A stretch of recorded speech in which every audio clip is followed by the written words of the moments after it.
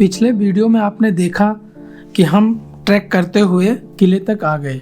मैं अभी किले के पिछले छोर पे खड़ा हूँ। दूर सुदूर फैली हुई सह्याद्री पर्वतमाला की श्रृंखलाओं को देख रहा हूँ और आश्चर्यचकित हूँ। सोच रहा हूँ कि इन्हीं पर्वत श्रृंखलाओं को पार करते हुए नरवीर तानाजी मालुसरे एक छोटी सी मराठा सैनिकों की टुकड़ी लेकर रात के घने अंधेरे में इस किले पर चढ़ाई करते हैं और भयंकर युद्ध करके मुगलों के कब्जे से इस किले को मुक्त कराते हैं। उनके बलिदान होने के बाद छत्रपति शिवाजी महाराज उनके बारे में बोलते हैं, गढ़ आला पारसिंग गेला।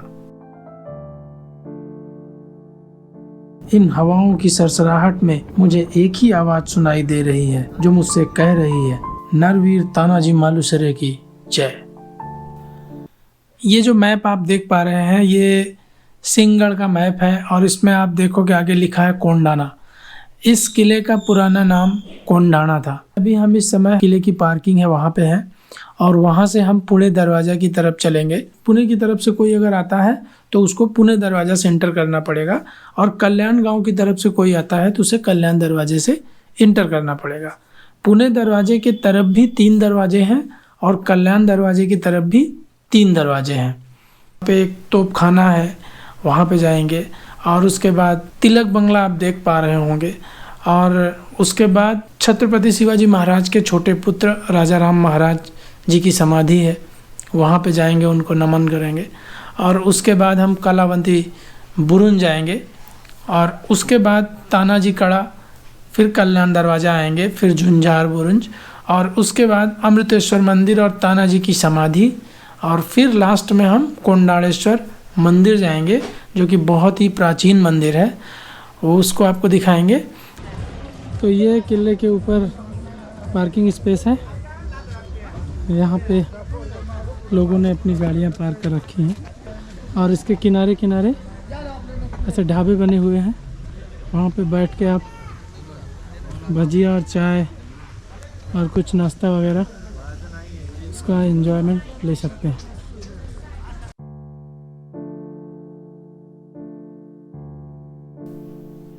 मैं अभी किले की पार्किंग एरिया में हूँ और वहाँ से यह शानदार दृश्य आपको दिखा पा रहा हूँ। आप कभी भी किले की तरफ घूमने के लिए आते हैं तो कोशिश करिए कि आप सुबह आइए। सुबह जब आप आएंगे तो आपको सनराइज का बहुत खूबसूरत दृश्य देखने को मिलेगा।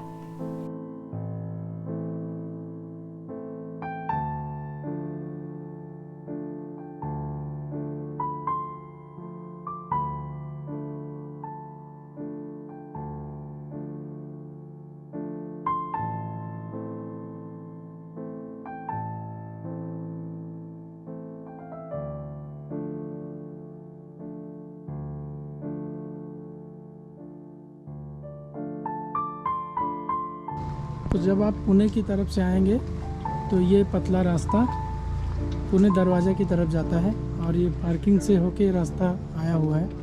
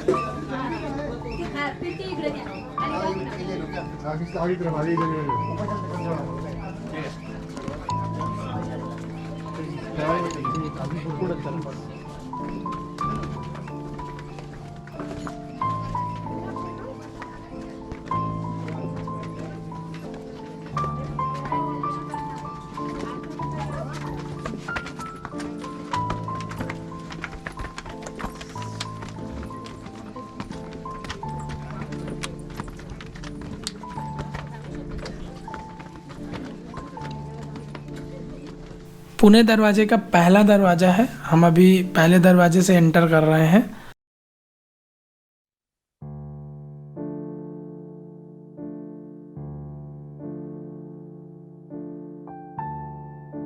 पहले दरवाजे से इंटर करके आप दरवाजे के ऊपर जब जाएंगे तो यहाँ से काफ़ी शानदार व्यू आपको देखने को मिलेगा। अभी मैं जहाँ खड़ा हूँ और वहाँ से जो व्यू मैं देख पा रहा हूँ काफ़ी खूबसूरत व्यू है।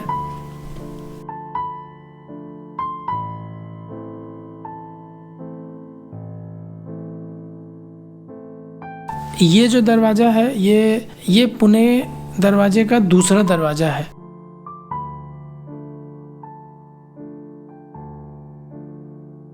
ये जो रास्ता जा रहा है ये एक पॉइंट पे जाएगा जहाँ से पीछे पार्किंग और उधर पीछे का पूरा पहाड़ी का एक व्यू मिलता है, जो वो आप देख पाएंगे। काफ़ी खूबसूरत व्यूज़ वहाँ से मिलते हैं। तो आप पुणे दरवाज़ा 3 एंटर करने से पहले जब पुणे दरवाजे 2 पे रहेंगे तो उसके लेफ़्ट साइड ही ये स्पॉट है, इसको आप एक्सप्लोर कर सकते हैं। काफ़ी अच्छी जगह है, वहाँ पे बैठ के कुछ टाइम बिता सकते हैं।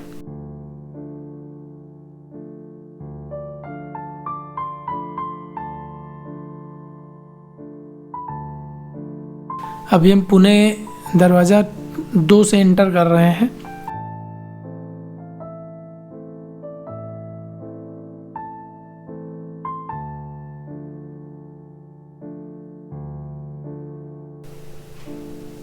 ये पुणे दरवाज़ा का तीसरा दरवाज़ा है।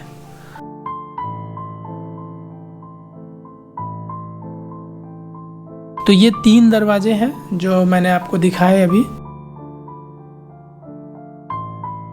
यहाँ पे लिखा हुआ है तोपखाना, और ये जो रास्ता है ये तोपखाने की तरफ जाता है। एक्चुअली अभी यहाँ पे कुछ आपको मिलेगा नहीं, वहाँ पे खाली है पूरा। जब छत्रपति शिवाजी महाराज के ज़माने में वहाँ पे जो बारूद और तोप ये सब रखी जाती थी, इसलिए इसको तोपखाना बोलते हैं।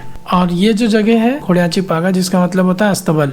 अस्तबल मीन्स घोड़े जहाँ रहते हैं। यहाँ पे घोड़ों को रखा जाता था और घोड़े यहाँ पे रेस्ट करते थे। तो ये इनका जो है घोड़ों को रखने का जो है स्थान था। उस समय यहाँ पे घोड़े रखे जाते थे।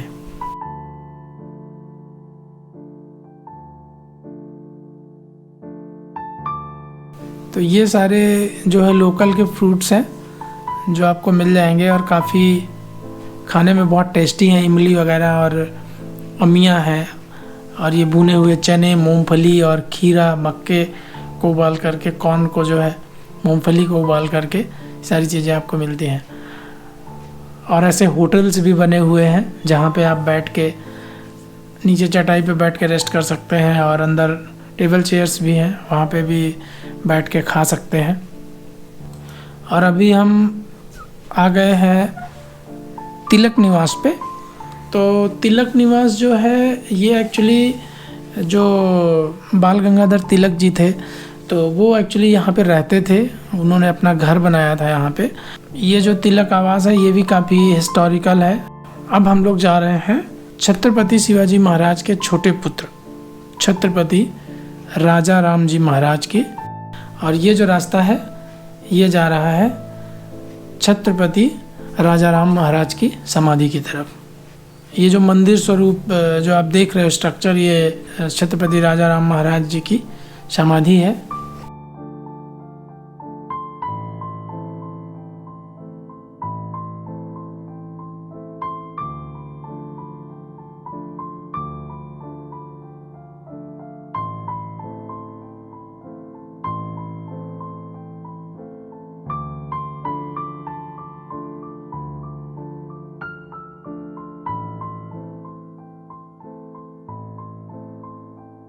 और अभी छत्रपति राजाराम महाराज जी की समाधि का विजिट करने के बाद हम आ गए हैं कलावंती बुरुंज पे।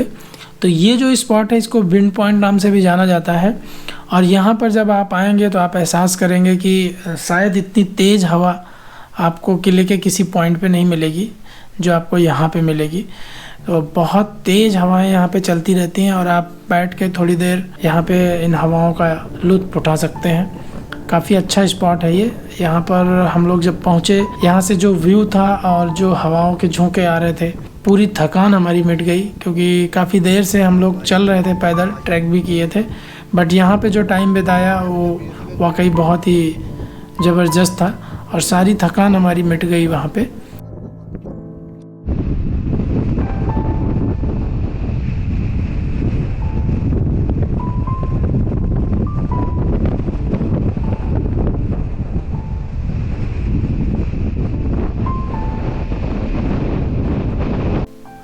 कलावंती बुरुज से अब हम जा रहे हैं तानाजी कड़ा।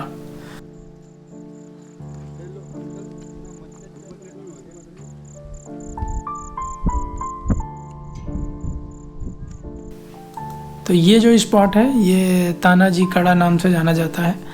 यहाँ से भी किले के बैक साइड काफ़ी सुंदर दृश्य रहते हैं, काफ़ी सुंदर व्यूज़ रहते हैं। और रास्ते में नींबू पानी और जूस की बहुत सारी शॉप मिलेंगी।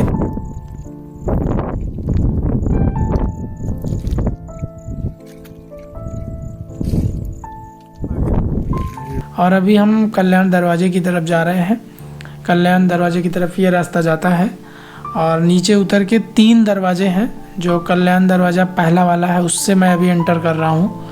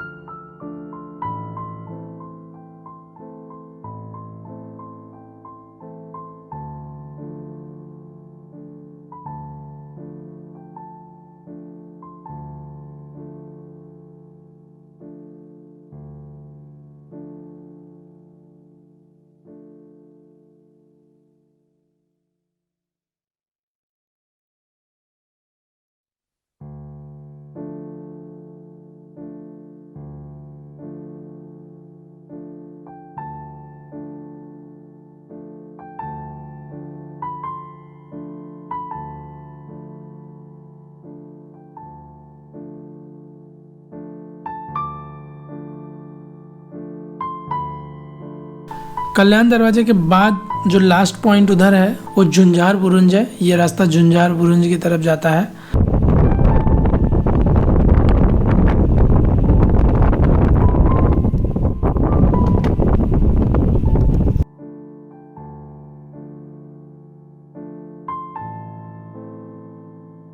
हनुमान जी की छोटी सी मंदिर है और इसी मंदिर के जस्ट बगल में एक देव टाके हैं। देव टाके जो है ये एक्चुअली एक कुआं जैसा है और इसमें पहाड़ों से पानी आता है, शुद्ध पानी रहता है, उसको स्टोर करके उसमें रखा जाता है।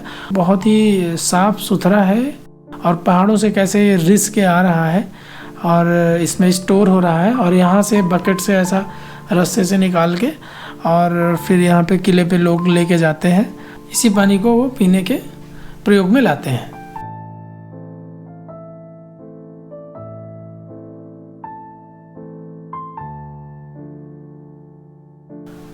अभी ये जो आप देख रहे हो गेट, ये है अमृतेश्वर मंदिर का गेट। और छोटा सा मंदिर है, उसके अंदर 2 मूर्तियां लगी हुई हैं। आप अगर किले पे आ रहे हैं तो ये मंदिर अवश्य घूमिए। बहुत ही सुंदर स्पॉट है, आपको काफ़ी अच्छा लगेगा। और इस मंदिर के जस्ट पीछे तानाजी मालुसरे की समाधि है। अब हम उधर चल रहे हैं।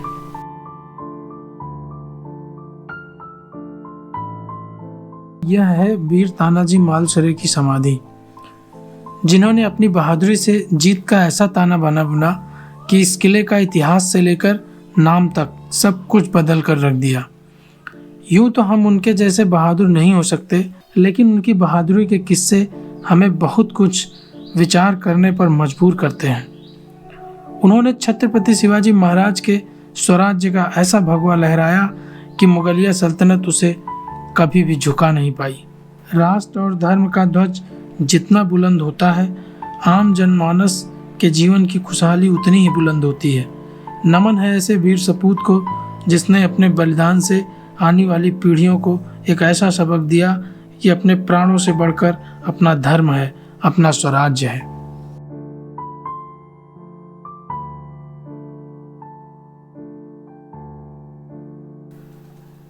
अब हम आपको दिखाएंगे कोंडाणेश्वर मंदिर।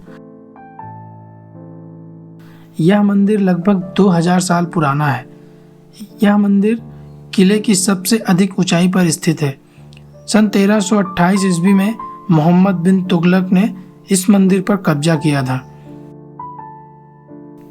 यह मंदिर कई बार मुगल आक्रमण का भी शिकार हुआ है।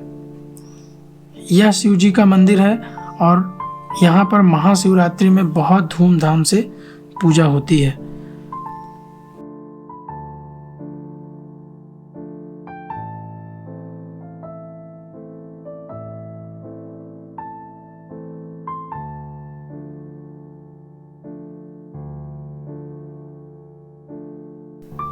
और हमने लगभग सारे पॉइंट कवर कर लिए, तो फिर पेड़ की छांव के नीचे बैठकर और पिटला भाकरी का आनंद लिया और लोकल फूड खा के मज़ा ही आ गया। पिटला ठंडा हो गया, पिटला थोड़ा गर्म हो और मज़ा आता।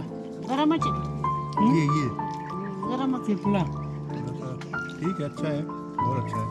देखो आजू गरम गरम थोड़ा हरे तो अच्छा है। रोटी हल्का ठंडा हो गया, रोटी भी थोड़ा गरम गरम लाई। तो पूरा किला भ्रमण करने के बाद जिस रास्ते से हम आए थे उस रास्ते से वापस पैदल जा रहे हैं। और नीचे किले के नीचे गांव में हमारी बाइक पार्क हो रखी है, तो वहां से फिर बाइक लेके और वापस पुणे के लिए निकल जाएंगे। तो पूरा किला मैंने काफ़ी अच्छे से दिखाने की कोशिश की और उम्मीद करता हूँ कि आपको वीडियो अच्छा लगा होगा। और बहुत जल्द आपके बीच फिर से हाजिर होऊंगा एक और नए वीडियो के साथ। तब तक के लिए आप सभी को बहुत बहुत धन्यवाद। हर हर महादेव।